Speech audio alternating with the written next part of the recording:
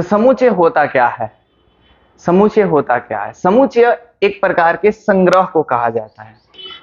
समुच्चय एक प्रकार के संग्रह को कहा जाता है।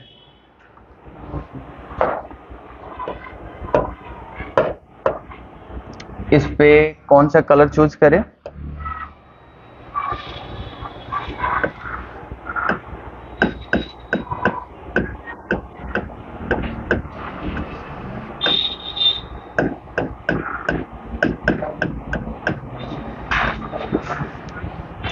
समुच्चय क्या होता है?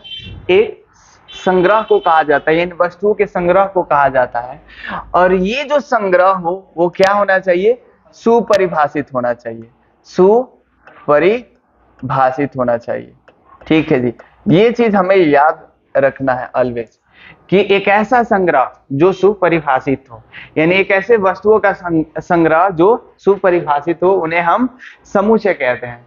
यहाँ पे वस्तुओं के सुपरिभाषित संग्रह को ही समुच्चय कहा जाता है। सुपरिभाषित संग्रह को ही समुच्चय कहा जाता है। ठीक है जी। ग्रीन कलर किधर है? हाँ, इस पे ये दिख रहा है। ठीक है। और एक और चीज सबसे इंपॉर्टेंटली याद रखना है हमें, कि ये जो संग्रह है ये व्यक्ति दर व्यक्ति बदलना नहीं चाहिए। संग्रह क्या कैसे नहीं बदलना चाहिए? यानी अलग अलग व्यक्तियों के अनुसार अलग अलग नहीं होना चाहिए, यानी प्रत्येक व्यक्ति के अनुसार वो संग्रह सेम होना चाहिए, जो संग्रह व्यक्तियों के अनुसार ना बदले। तो ऐसे संग्रह को ही समुच्चय कहा जाता है। एक बार और रिपीट कर रहा हूं, समुच्चय किसे कहते हैं? समुच्चय हम किसे कहते हैं? सुपरिभाषित वस्तुओं के समूह को या संग्रह को समुच्चय कहते हैं। मतलब एक ऐसा, अब सुपरिभाषित का मीनिंग क्या होगा? मतलब सुपरिभाषित का मीनिंग ये होगा कि संग्रह व्यक्तियों के अनुसार ना बदले, मतलब अलग अलग व्यक्तियों के अनुसार ये ना बदले। जैसे हमने कुछ उदाहरण ले लिया। पहला उदाहरण है 10 से कम प्राकृत संख्या। अच्छा, इसको बीच में लिखा रहता तो ज्यादा अच्छा रहता। चलो बताओ, 10 से कम प्राकृत संख्या क्या होगा? क्या होगा आप बताओ? कौन सा? हाँ, येलो चूज करता हूं। येलो कैसा है? हाँ, क्या होगा? 1 3 5 7 9। चलो बताओ, यही नहीं होगा। 10 से कम विषम प्राकृत संख्या है 1 3 5 7 9। ये तो सबके अनुसार होगा। ये जो ऐसा संग्रह है जो हर एक व्यक्तियों के अनुसार सेम होगा। क्या किसी निकी के अनुसार ये बदलेगा? या मेरे अनुसार कुछ अलग होगा, आपके अनुसार कुछ अलग होगा, इनके अनुसार कुछ अलग होगा? यानी इस क्लास में जितने लोग हैं इंक्लूडिंग मी, सब हम सबके अनुसार ये क्या होगा? संग्रह क्या होगा? 1 3 5 7। तो ऐसे संग्रह को ही समुच्चय कहा जाता है। ठीक है। जैसे एक और है, अब एक और उदाहरण है, बहुत इंपॉर्टेंट उदाहरण है। एक बात बताओ, ये समुच्चय होगा? यह समुच्चय होगा, क्योंकि प्रत्येक व्यक्ति के अनुसार ये संग्रह बदल रहा है? नहीं बदल रहा है। ठीक है। यहां पे देखो, 5 सबसे खतरनाक अच्छे अभिनेता, ओह सॉरी 5 सबसे अधिक अच्छे अभिनेता, यानी भारत के या कहीं के भी 5 सबसे बेस्ट अभिनेता बताओ, एक्टर का नाम बताओ। तो ये सबके अकॉर्डिंग अलग अलग होगा। ठीक है। मेरे अनुसार कुछ अलग होगा, आपके अनुसार कोई अलग अभिनेता होगा। समझ में आ रहा? किसी मतलब किसी बिहार के लोगों से पूछ दिया जाए तो पवन सिंह को कोई बता देगा, निरहुआ को बता देगा। ठीक है, जो भोजपुरी फिल्म देखते हैं। ठीक है। लेकिन अगर मैं बात करूं दूसरे लोगों से पूछा जाएगा तो वो अपने कंट्री के लोग अपने कंट्री का भी नेता को बताएंगे। तो अलग अलग व्यक्ति के अनुसार ये जो संग्रह आएगा अलग अलग आएगा। इसलिए यह समुच्चय होगा। बोलो, क्या यह समुच्चय होगा? यह समुच्चय नहीं होगा, क्योंकि अलग अलग व्यक्तियों के अनुसार यह संग्रह अलग अलग आ रहे हैं। ठीक है। अच्छा, इसके बारे में बताओ। अंग्रेजी वर्णमाला का स्वर, अंग्रेजी वर्णमाला का स्वर क्या होगा? बोलो जी, अंजलि आप बताओ क्या होगा? ए आई ई ओ यू, यही ना होगा जी? ये तो किसके अनुसार है? आपके अनुसार, मेरे अनुसार, उनके अनुसार, ये सबके अनुसार यही आ रहा है। तो ये भी एक संग्रह, एक समुच्चय होगा। ठीक है, ये भी। हाँ, अच्छा, एक और इंटरेस्टिंग उदाहरण है, देखो यहाँ पर। दुनिया के 5 सबसे प्यारे जानवर, सबसे अच्छे जानवर कौन होते हैं भाई? बताओ कौन होगा सबसे प्यारे जानवर? जानवर कौन प्यारे होते हैं? मेरे अनुसार कुछ अलग होगा, आपके अनुसार कुछ अलग होगा, उनके अनुसार 5 वो अलग जानवर होंगे। ठीक है, कोई कुत्ता से डरता है, कोई कुत्ता को पालता है, सही बात है। कोई शेर को भी पालता है, कोई शेर से डरता भी है, कोई सांप को भी पालता है। लेकिन एक और चीज जान लो, सांप को पाला नहीं जा सकता है, क्योंकि ना उसे दुश्मन और दोस्त का उसका ज्ञान नहीं होता है। मतलब उसके पास जो हम लोग के जैसा दिमाग है, हम लोग के जैसा उन लोगों के पास दिमाग नहीं होता है। लाइक कि वो ये पहचान सके ये हमें दूध पिलाया तो हमारा दोस्त है, ये हमें मारा तो हमारा दुश्मन है। उसको जिसे डर लगता है उसको काट लेता है, सांप का ये होता है। तो अंग्रेजी वर्णमाला के स्वर, क्या ये सेट होगा? बिल्कुल सेट होगा, बिल्कुल ये समुच्चय होगा। ठीक है, बहुत सारा चीज लिखा है। दुनिया के 5 सबसे प्यारे जानवर, कोई कुत्ता को पालता है, कोई कुत्ता को मारता है, कोई कुत्ता से डरता भी है। ठीक है, बिल्ली को भी बहुत सारे लोग पालते हैं, यानी उनके लिए प्यारे हैं इसलिए पालते हैं, और बहुत सारे लोग इनसे डरते भी हैं। ठीक है, एक काम करो, थोड़ा सा बेंच को इधर शिफ्ट करो तो तुम। एक काम करो ना, तुम लोग इसी रूम में सब बैठ जाओ ना, पीछे आगे जहां नहीं दिखेगा। इसका रेंज जानते हो? इससे 3 गुना दूरी पर रहोगे तभी भी दिख जाएगा। चलो, अच्छा, इसका हल बताओ। ये समीकरण इतना का हल, जो 6 नंबर क्वेश्चन है, 6 नंबर इसका बताओ क्या होगा? समीकरण x² - 9 बराबर क्या? अच्छा, बराबर में ही है। x बराबर 9 का हल क्या होगा? इसका हल अच्छा 3 होगा। कैसे 3 होगा? x बराबर 9 है तो x का मान √9 प्लस माइनस, यानी x का मान कितना आएगा? +3 और -3। तो ये सबके अनुसार वही होगा ना, क्या अलग इसका आंसर आएगा? हम सबके अनुसार ये आंसर सेम ही होगा। ठीक, अब हमें देखना है यहाँ पे इसका रिप्रेजेंटेशन, निरूपण। आगे बढ़े, यहां से इजाजत हो तो आगे बढ़े। संख्या 12 के अभाज्य गुणनखंड, संख्या 12 के अभाज्य गुणनखंड क्या होगा? 2 होगा। 12 का गुणनखंड निकालना आता है? निकाल लो।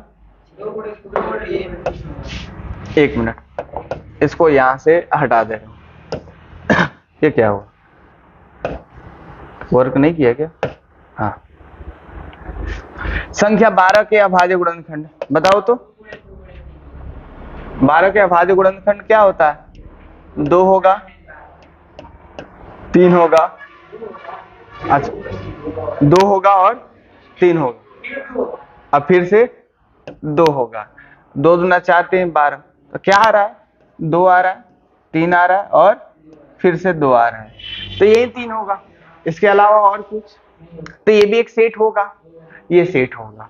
मतलब सेट कहां नहीं होगा? सेट कहां नहीं होगा? जो अलग अलग व्यक्तियों के अनुसार वो संग्रह अलग अलग निकल कर आए। ठीक है, मैं पूछ लूं आपसे, भारत के 3 सबसे खूबसूरत एक्ट्रेस का नाम बताओ। अलग अलग व्यक्तियों के अनुसार अलग अलग होगा। ठीक है, समझ में आ रहा? विश्व के 3 सबसे खतरनाक जानवरों का संग्रह क्या होगा? ये सेट होगा।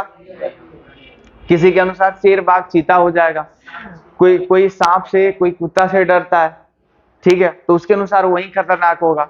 कोई छिपकली से डर जाता है, बात है ना सही? कोई छिपकली से डर जाता है तो उसके अनुसार वो होगा। ठीक है, चलो। और कॉकरोच भी इसमें कहाँ पीछे रहने वाला है? कॉकरोच से भी लोग डर जाते हैं, खासतौर पर लड़कियां। चलो जी, तो ये चीज समझ। हाँ, मैं भी एक बार डरा था। चलो, अब आगे बढ़ते हैं हम, नेक्स्ट फेज में चले। अब आ जाता है समुच्चयों का निरूपण। देखो, समुच्चय को दो प्रकार से हम निरूपित करते हैं। समुच्चय को दो प्रकार से निरूपित करते हैं। पहला है रोस्टर रूप, दूसरा है समुच्चय निर्माण रूप। इन्हें बोला जाता है रोस्टर फॉर्म, और इन्हें कहा जाता है समुच्चय, अरे बोलो, set builder, set builder form. ठीक है, सेट का निरूपण, रिप्रेजेंटेशन दो तरह से होता है। एक सेट का एक रोस्टर फॉर्म होता है, दूसरा सेट बिल्डर फॉर्म होता है। तो चलो, अब रोस्टर फॉर्म और ये दोनों को हम समझने की कोशिश करते हैं। देखो, सबसे पहले रिप्रेजेंट करने का क्या तरीका है, ठीक है, यहाँ पे देख लो। ठीक है, आगे भी हम देखेंगे बहुत सारी चीजें। तो सेट का रिप्रेजेंटेशन का तरीका क्या है? सबसे पहले सेट को एक कैपिटल लेटर, हाँ, एबीसीडी के कैपिटल लेटर से दर्शाते हैं, अंग्रेजी अल्फाबेट के।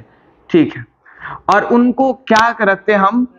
कर्ली ब्रैकेट के अंदर रखते हैं। सेट का रिप्रेजेंटेशन का तरीका ये है, ये रोस्टर का है, ये दोनों का ये तरीका है। ठीक है, ठीक है। जैसे ये ए हो गया, जैसे अंग्रेजी, जैसे मैं एक उदाहरण ले लेता हूं,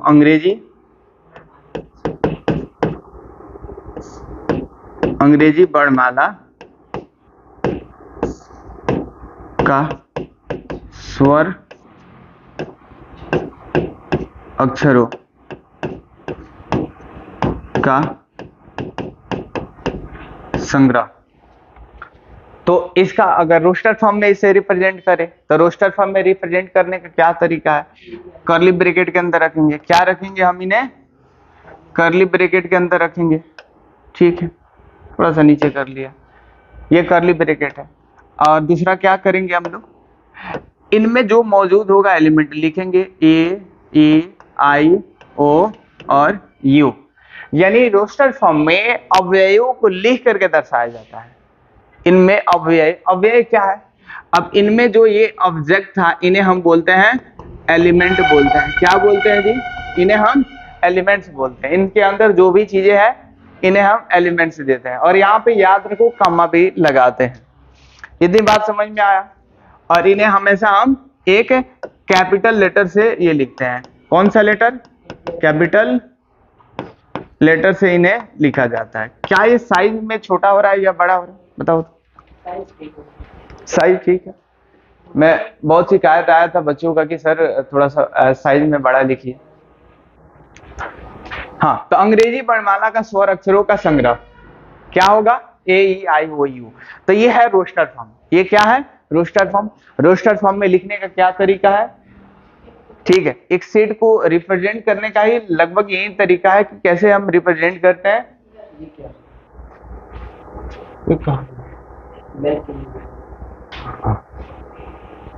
रिप्रेजेंट करने का तरीका क्या है कि इन्हें हम एक कर्ली ब्रैकेट के अंदर रखते हैं, मझौला कोष्ठक के अंदर रखते हैं, मझौला।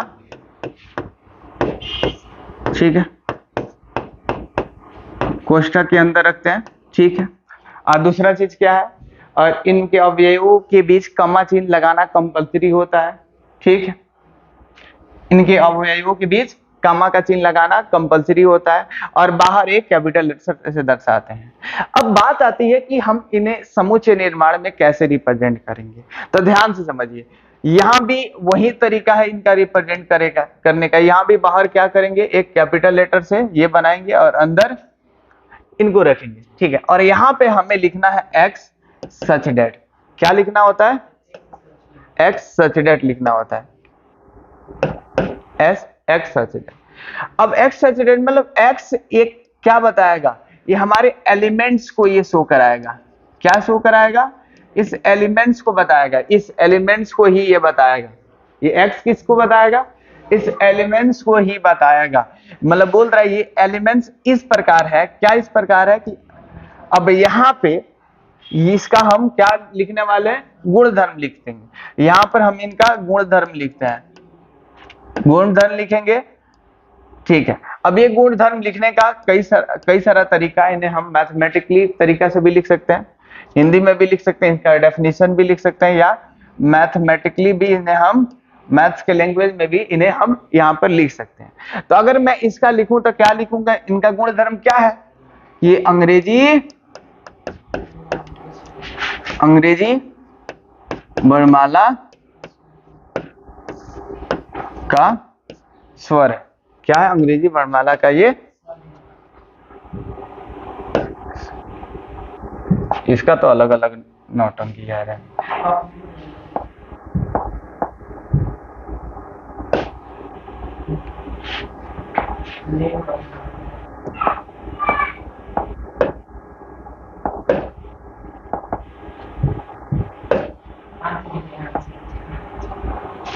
हाँ, अंग्रेजी वर्णमाला का ये स्वर है।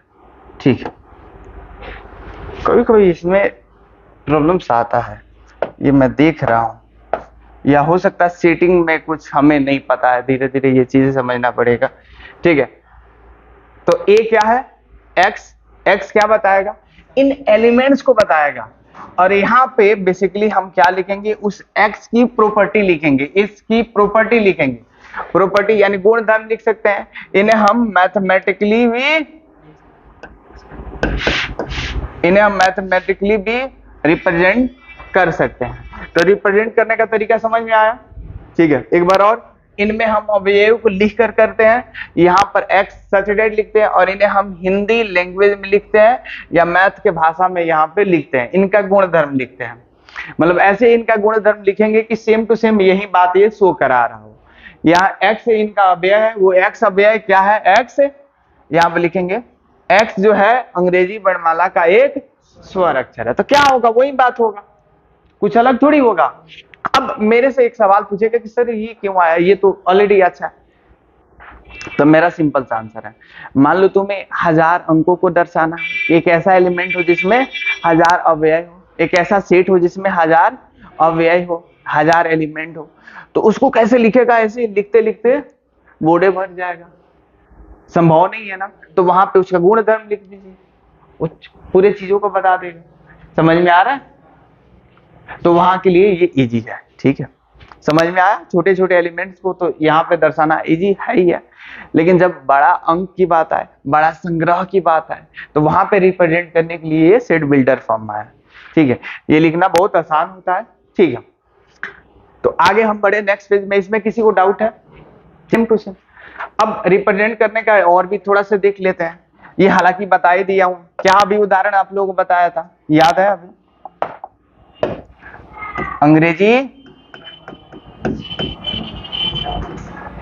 अंग्रेजी वर्णमाला का स्वर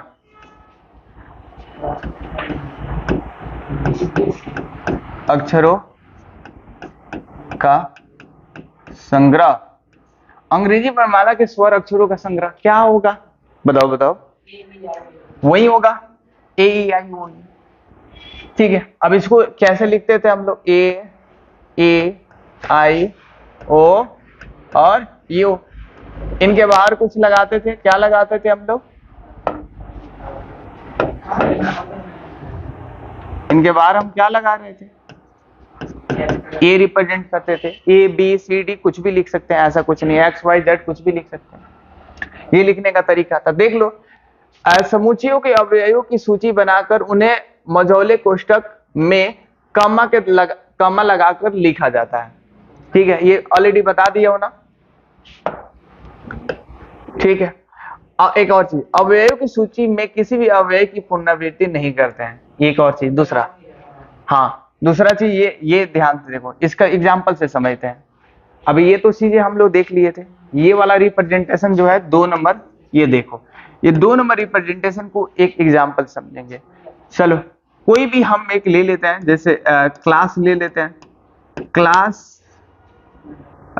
क्लास शब्द के अक्षरों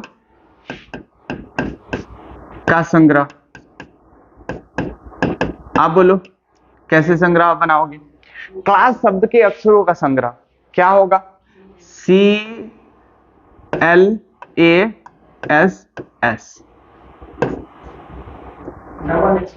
हाँ, डबल एस।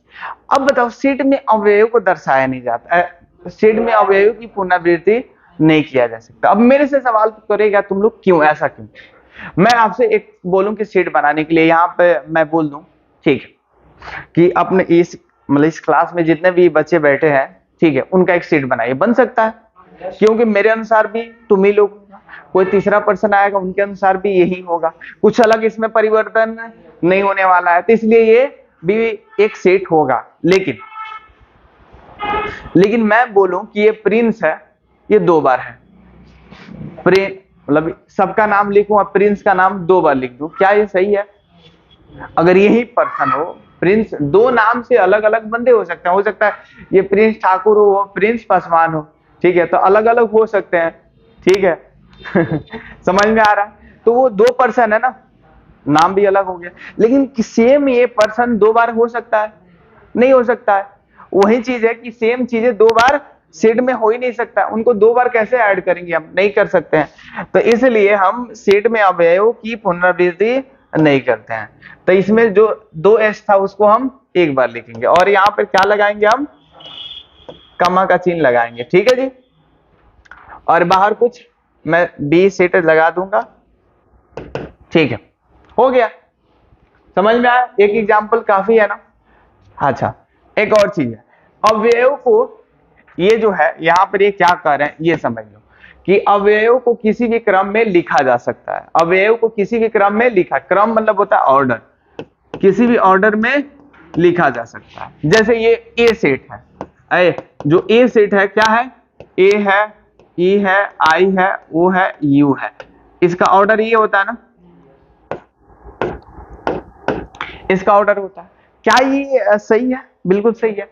क्या मैं इसी को ऐसे नहीं लिख सकता हूं या करके? क्या ये गलत होगा? पहले ई उसके बाद ए और यू ओ आई, क्या ये गलत है?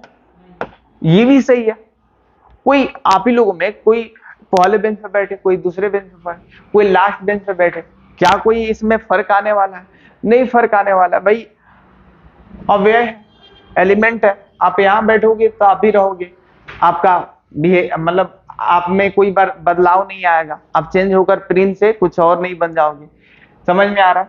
तो सेट में इसमें याद रखना है कि ऑर्डर कोई मायने नहीं रखता है। एक और हम यहाँ पे लिख सकते हैं, तो ए बराबर क्या लिख लूं? बोलो, यू ओ पहले लिख ले रहा हूं, ए लिख ले रहा हूं, ई आई, उसके बाद और क्या बच रहा है जी? ए बच रहा है, हाँ यू बच रहा है।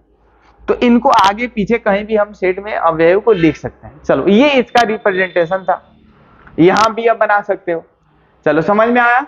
रोस्टर फॉर्म में इंपॉर्टेंट चीजें क्या था, एक बार और रिपीट कर रहा हूं, सेट को सूची बनाकर लिखते हैं, इनको हम एक लिस्ट करके ऐसे लिखते हैं, और इसे हमेशा मौजूले कोष्ठक में, हमेशा एक मौजूले कोष्ठक में कम्मा के लगाकर लिखा जाता है। दूसरा चीज क्या है, सेट की सूची बनाने में अवयव की पुनरावृत्ति नहीं करते हैं। जब भी ये लिस्ट अप करेंगे तो उनकी अव्यय अगर 2 बार आएगा तो उन्हें हम एक ही बार लिखेंगे। जैसे क्लास शब्द के अक्षरों का अगर संग्रह बनाए तो क्या होगा? क्या होगा? CLAS, 2 एस था ना, तो हमने एक ही बार लिखा। नेक्स्ट क्या है? अवयव को किसी भी क्रम में लिखा जा सकता है, अवयव को किसी भी क्रम में लिखा जा सकता है। बोलो, एनी डाउट? चलो, अब देखो समुच्चय निर्माण, ये क्या है? समुच्चय निर्माण, सेट बिल्डर फॉर्म, इन्हें क्या बोलते हैं? Set builder form. इस विधि में मौजूले कोष्ठक में अवयवों के लिए x या कोई और संकेत लिखकर उनका गुणधर्म लिखा जाता है। ये बात किया हूं कि जैसे मान लो इस विधि में मौजूले कोष्ठक के अंदर ये भी रखेंगे, मौजूले कोष्ठक के अंदर ये रखेंगे, उसके बाद x लिखेंगे या कुछ भी लिख सकते हैं, और उसके बाद इस x का गुणधर्म लिखते हैं। ये नहीं चीज बताया था अभी ऊपर, तो ये बात कर लिया हूं। इसका क्या हो जा रहा है? हाईलाइट ऑटोमेटिक हो जा रहा है, ठीक है जी। x का गुणधर्म, इसको हम मैथमेटिकली भी लिख सकते हैं, अरे इतना खराब। चल अब बाहर इनमें भी हम कुछ ए बी कुछ भी एक्स वाई जेड कुछ भी हम इधर लगा सकते हैं। ठीक है, इजी है ना। तो ये चीज था। जैसे अब यहां पे अब इस b का अगर हमें सेट बिल्डर फॉर्म में लिखना हो तो कैसे लिखेंगे? मैं यहां पे लिखूंगा x सच डेट, और क्या लिखूंगा? x सच डेट, x क्या है? x क्लास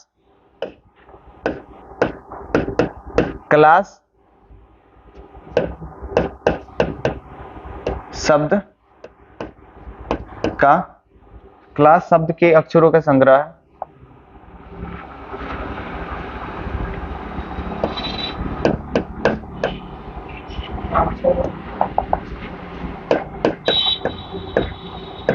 का अक्षर है।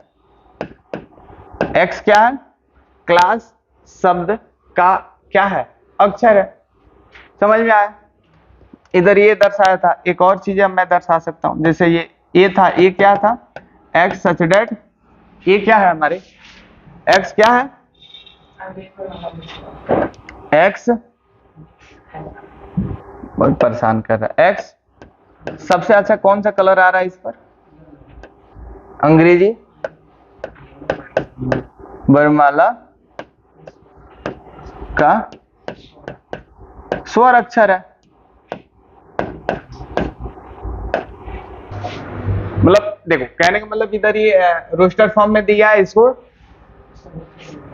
समूचे निर्माण में लिखना है। यहां पर भी रोस्टर फॉर्म में दिया है, यहाँ पे समूचे निर्माण में लिखना है। ठीक है, और यहाँ पे समूचे निर्माण रूप में दिया है, उसे हमें रोस्टर फॉर्म में इधर लिखना है। चौथा में कुछ दिया ही नहीं है।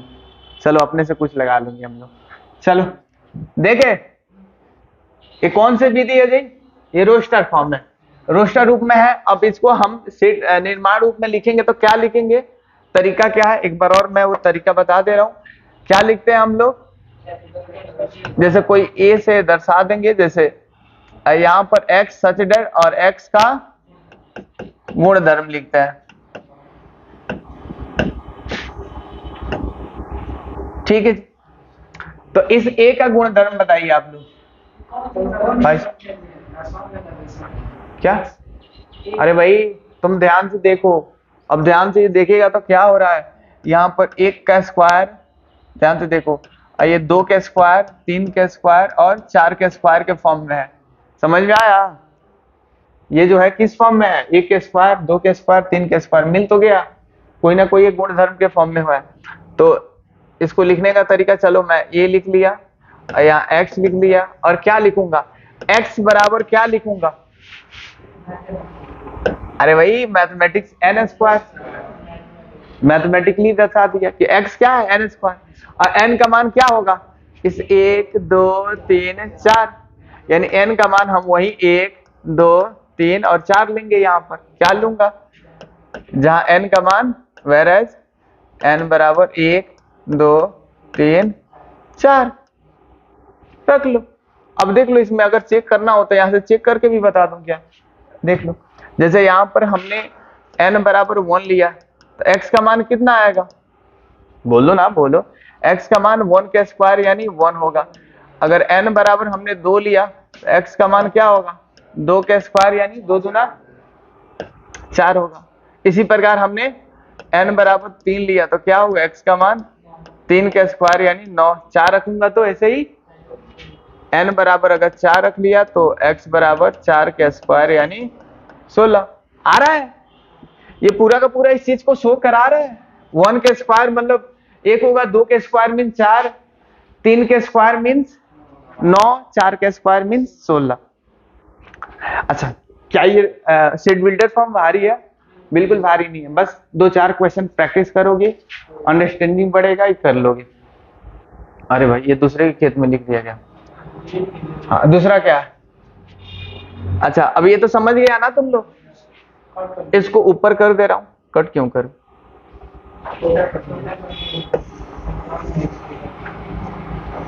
चलो इसको उठाकर कहां रख दूं? इसको लिखना होगा, यहां पे रहेगा। ठीक, देख लेना जी। आ जाओ यहाँ, चलो यहाँ देखो, बोलो यहाँ ए ई आई, ये आई है, typing mistake, A E I O U वही है, बहुत बार बताया हूँ। क्या लिखूंगा इसमें, समझाने की क्या जरूरत है। कुछ बी में सीट दिया, क्या लिखूंगा, एक्स सच दैट, एक्स क्या है, एक्स अंग्रेजी वर्णमाला का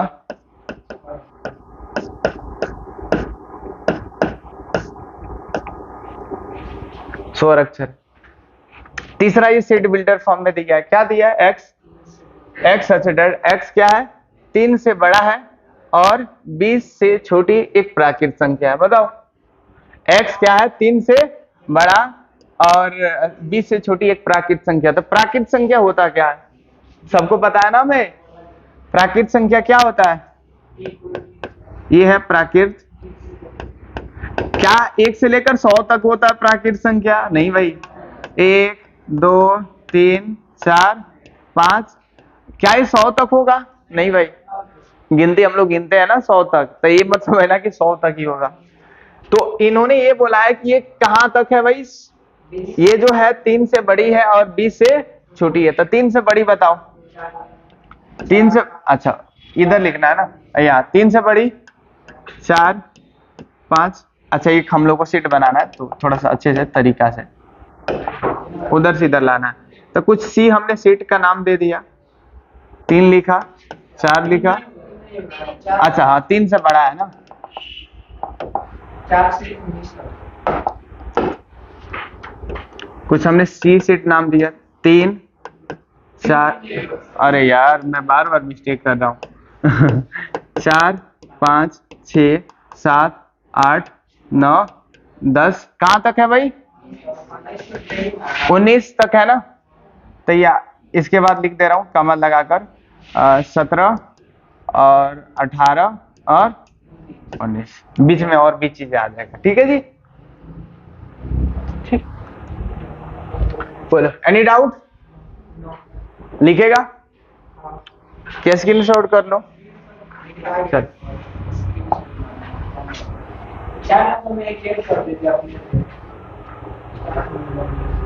4 नंबर, चलो इसके बाद बहुत सारा क्वेश्चन करेंगे तो हो जाएगा, वहां पे बहुत सारा इसमें हो गया। इजाजत तो आगे बढ़, कबूल है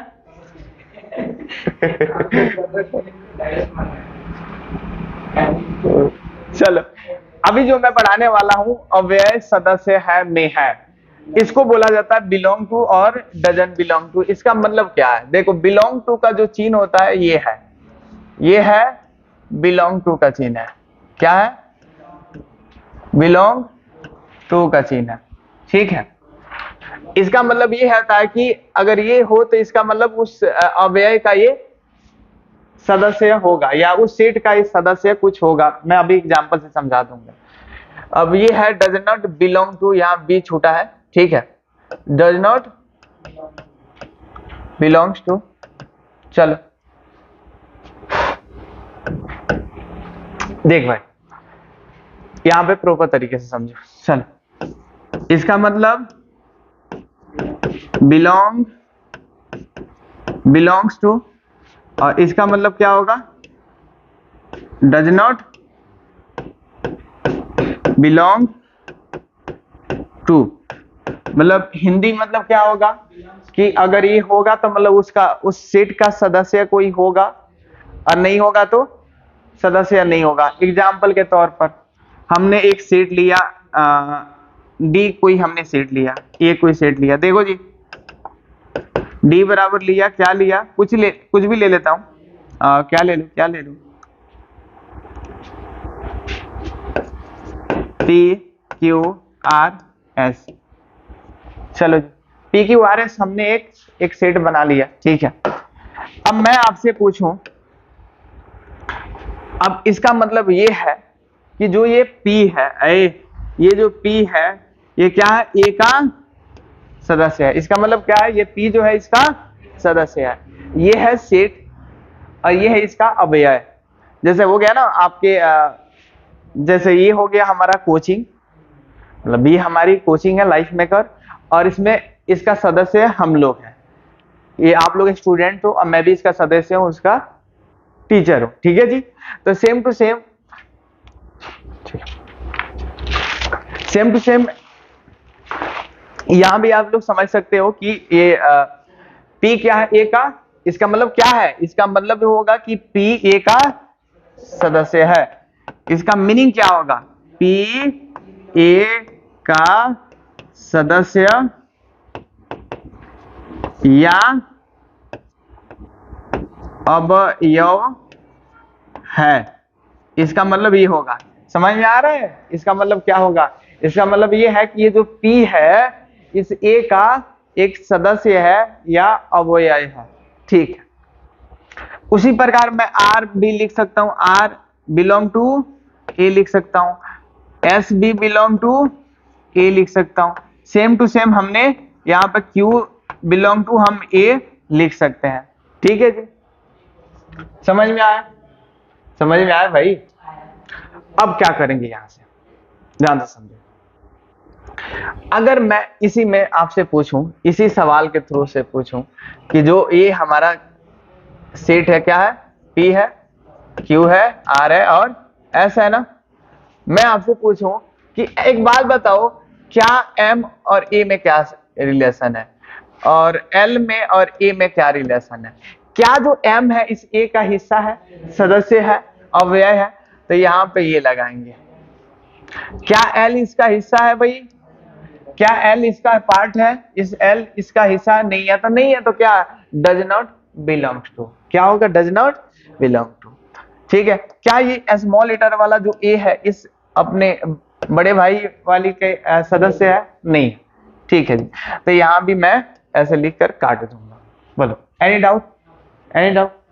चलो आगे बढ़े, इजाजत हो तो चलो।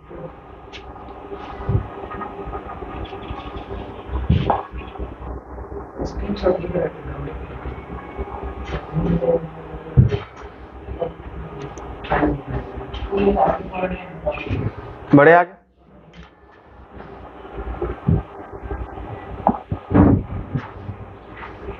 फोटो खींचा गया यहां तक पढ़ा करके। सम स्टैंडर्ड सेट, कुछ स्टैंडर्ड सेट के बारे में हम जानने की कोशिश करते हैं। कुछ क्या होगा बोलो, स्टैंडर्ड। स्टैंडर्ड मतलब समझ रहे हो कि वो मतलब इसके नाम में ही इसका आंसर छुपा होता है। ठीक है। जैसे मान लो ये हो गया एक प्रकार के सेट है एन।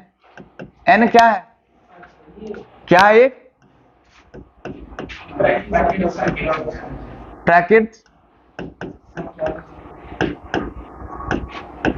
संख्याओं का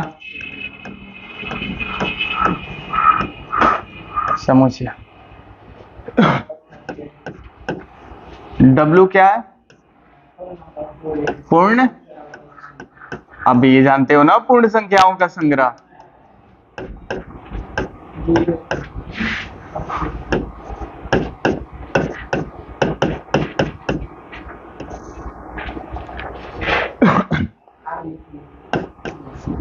R क्या है,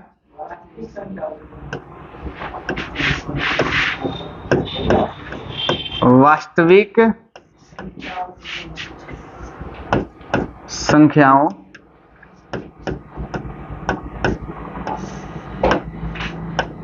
का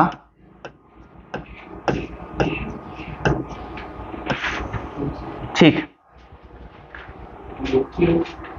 Q क्या है,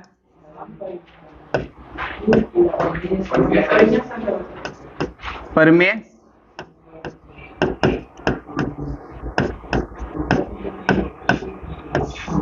संख्याओं का, भैया जी बोलिए लो।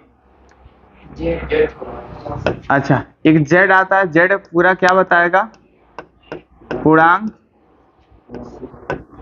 संख्याओं का संग्रह। और इसी में अब देखो ये पूर्णांक जो होता है वो क्या होता है, मैं थोड़ा सा लिख दे रहा हूँ, -3, -2, -1, 0, 1, 2, 3, 4, ये भी अनंत तक, इधर भी अनंत तक होता है। भाई साहब देख लो, भाई कहाँ गया जी वो, इसमें शेप वगैरह वो नहीं दिया क्या? अच्छा, यहां से इधर जो होता है ये होता है धन पूर्णांक। कौन सा पूर्णांक होता है? धन पूर्णांक। और यहां से इधर जो होता है वो ऋण पूर्णांक होता है। ठीक है जी। अच्छा, एक मैं आपसे पूछूं कि शून्य जो है एक धन पूर्णांक है कि ऋण पूर्णांक है? ना धन है ना ऋण है, ना गरीब है अमीर है, ठीक है, ये भाई फ्रीडम है। ठीक, चलो जी, तो इनको ये ऋण पूर्णांक है, ये z प्लस मतलब धन पूर्णांक है, लिख दे रहा हूं यहाँ पे।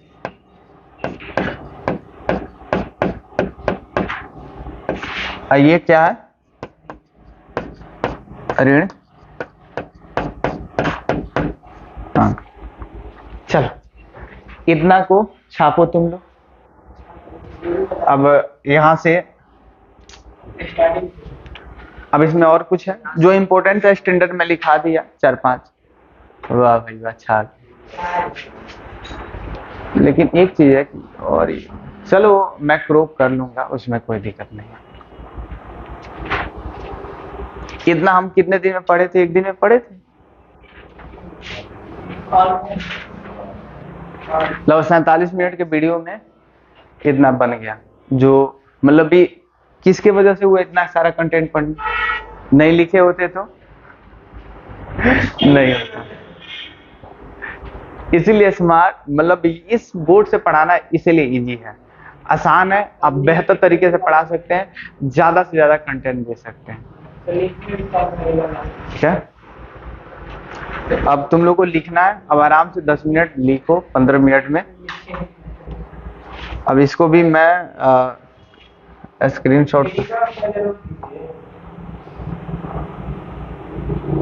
वो पता भी चलेगा ना कितना मिनट में तुम लोग लिख रहा है। चलो पीछे बढ़े। अब एक गया कहाँ होगा? फाइल क्या